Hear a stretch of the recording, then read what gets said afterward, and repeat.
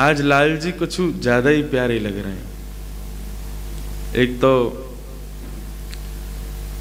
श्रृंगार से पूर्व ठाकुर जी को ये दर्शन मंगला को ही दर्शन है।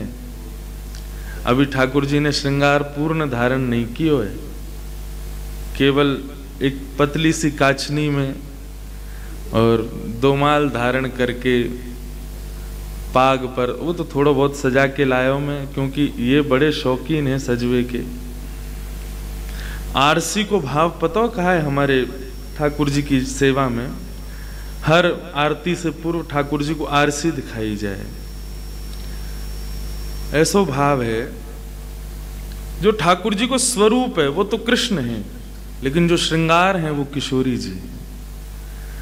ठाकुर जी आरती करवावे तो पहले देखें तो वाको भाव ये है, अरी मेरी मैया या जो भी सेवक है, अरी मेरी मैया आज ने मुंह को दिखा तो सही किशोरी जी ने कितनी करुणा मुंह पे करी है, किशोरी जी आज मुंह पे कितनी बरसी हैं, या किशोरी जी आज मुंह पे कितनी आई हैं, मुंह को दिखाओ। ठाकुर जी आरसी में देखें स्वयं को। कृष्ण तो केवल स्वरूप है, उनको उनकी जो शोभा है, उनको जो श्रृंगार है वो श्यामा जी है, किशोरी जी हैं। तो आज ठाकुर जी मंगला के भाव से विराज रहे हैं। अब इतनी जल्दी कहाँ इतना श्रृंगार होता है, ठाकुर जी को चाहिए 1-1.5 घंटा तो तैयार रेवे में लगे ही हैं, लेकिन आज मंगला के भाव से विराज रहे हैं। और जिस आसन पर विराज रहे हैं ये तो सोच सोच के कल से ही मैं आनंदित हो रहा हूं। राधा निवास की श्री किशोरी जी जिस आसन पर, करीब बता रहे 45 वर्ष पुराना आसन, 45 वर्ष पुराने आसन पर जिस पर किशोरी जी अनेक वर्षों तक राज करती रही। कल लाला की विश्राम रात्रि थी यहाँ इस निकुंज वृंदावन में, तो किशोरी जी ने अपनो आसन भेजो कि आज रात्रि यहाँ पे पढ़ो, आज रात्रि यहीं पे विराजो, और आज यहाँ आप सबके मध्य में भी वही आसन पे ही विराज रहे हैं। और सबसे बड़ी आश्चर्य की बात तो ये, लाल जी को आसन कितनो बड़ो, वाकई गादी जी आदि सब लाल जी वाली हैं, और वह आसन पे बिल्कुल परफेक्ट आई हैं।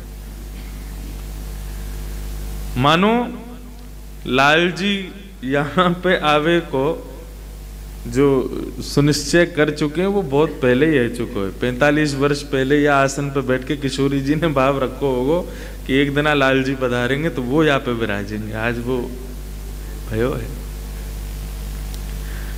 तो किशोरी जी ने दया ना करी, किशोरी जी करुणा कर रही हैं। करुणा अनवरत होती है, दया के पीछे कुछ ना कुछ भाव छुपा होता है।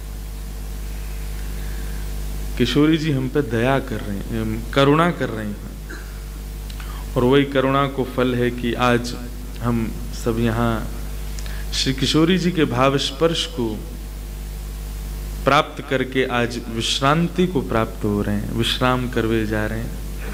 विश्राम को भाव है कि पुनः उत्थापन होगो। आज ये कथा खत्म है रही है, अंत है रही है, ऐसा नहीं, विश्राम है रही है। आज ये भाव, ये हमारो आपको मिलन, लाल जी को हम सबके मध्य को बैठनो, भ्रमण करनो, सुंदर पद गायन होनो, इन सबन को विश्राम है रो है। एक न एक दिन पुनः या को उत्थापन होगो, पुनः उजागर होगो, पुनः प्रकट होगो, ऐसा भाव। तो श्री किशोरी जी की अनंत करुणा केवल हम आप सब पे ना पड़ी है, जो किशोरी जी के पात्र हैं उन पे करुणा हो गई। और पात्र बनवे के काजे कल कछु भाव कथा में कहे गए।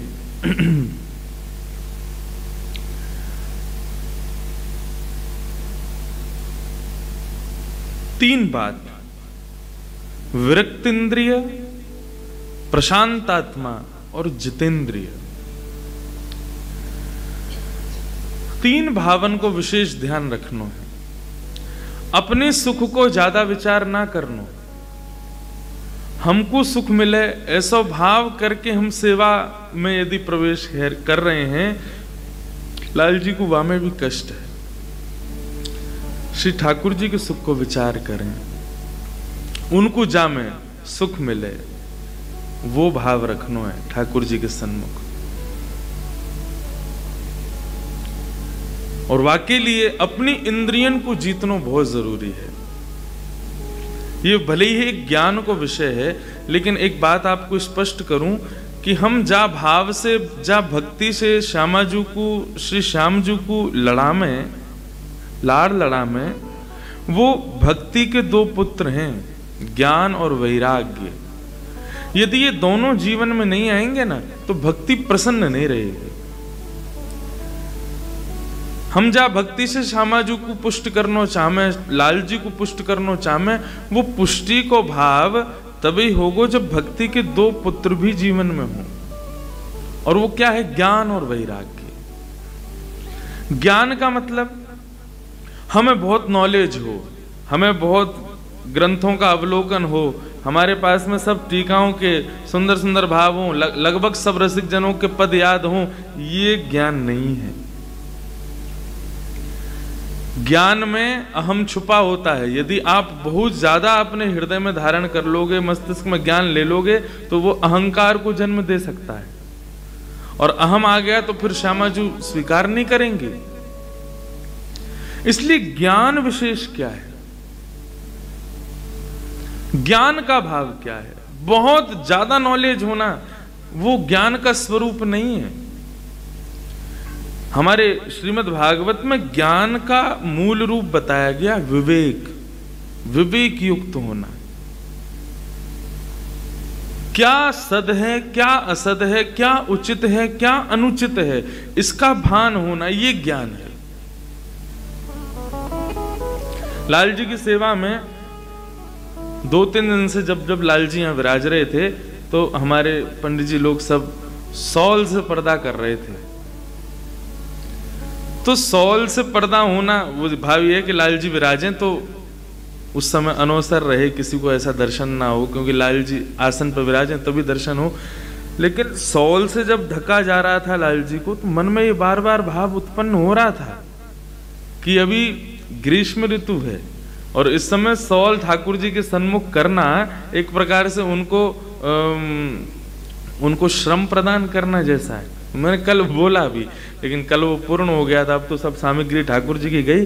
तो ये एक भाव युक्त ज्ञान है कि हम ठाकुर जी के सुख का विचार करके हम इतना विवेक रखते हैं कि हमें क्या वस्तु देनी है, क्या नहीं देनी है, किस वस्तु को प्रस्तुत करना है, किस वस्तु को प्रस्तुत नहीं करना है। लोगों के घरों में सेवा दर्शन करता हूं मैं।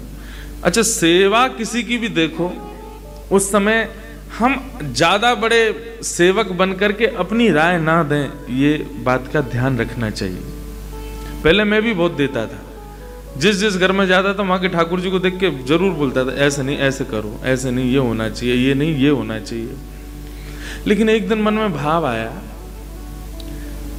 क्योंकि जब मैं लाल जी की सेवा करता तो किसी ने मुझसे कहा आप ऐसे नहीं, ऐसे किया करो, तो मुझे बड़ा बुरा लगा। मेरे लाला, मैं यह ज्यादा जानू कि तुम यह ज्यादा जानो, और मेरो लाला मैं जैसे सेवा करूं वो सुखी है, यही मारे टिको भयो, यदि वाकू अच्छो नहीं लगता तो कब को चलो जातो, लेकिन वो विराज रहो, या को मतलब यही है ना कि मैं जैसो दे रहा हूं, मैं उनके सुख को विचार करके दे रहा हूं। ये आजकल को आदमी कल लेते आयो लाल जी को देख के, अब मुंह को बता रहा हूं मैं, कहा करूं। तो ये भाव जब मेरे लिए, मतलब दूसरे के लिए मेरे अंदर आया, तो मैंने मन में विचार किया, वाह, तू लाला जब कोई और के यहाँ जावे, वहां की सेवा देख के तू भी तो राय दे, ऐसे नहीं, ऐसे करो, ये नहीं, ये होना चाहिए। तब मन का भाव आया, ओहो, ठाकुर जी के 24 अवतार नहीं है, ये ठाकुर जी को 25 अवतार है, 25 वो, या को नाम का है अर्चा अवतार।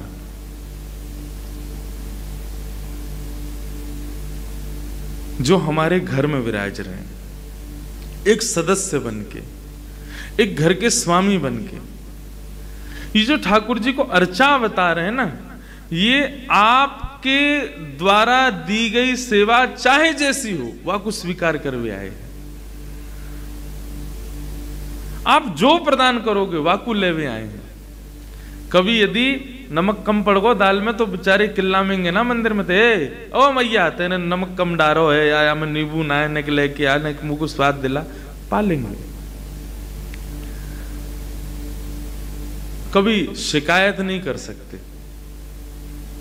उसके पीछे भी एक कारण है। कल को जब हमारी मृत्यु होगी, हम ठाकुर जी से निश्चित शिकायत करने वाले हैं।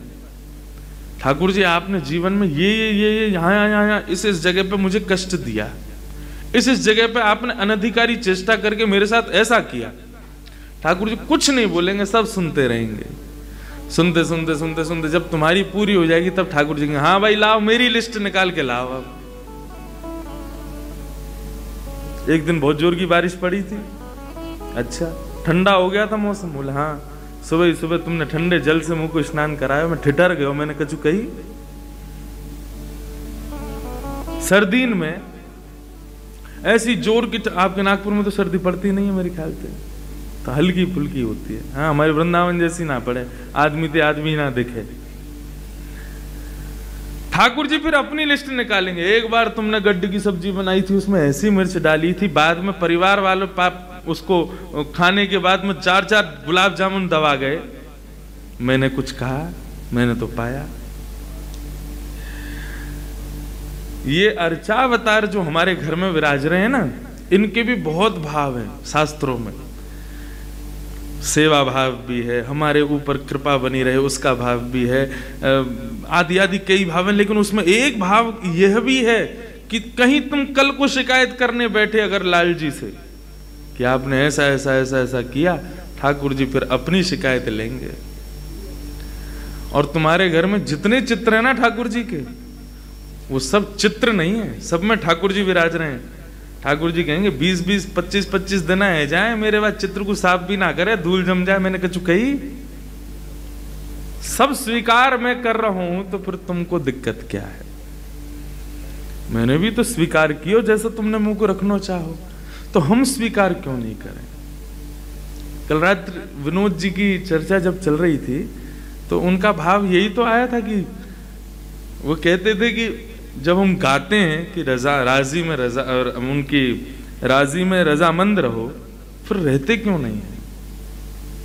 बिल्कुल सत्यता है। ठाकुर जी जैसे चाहें वैसे रहना सीखो, वैसे रहो।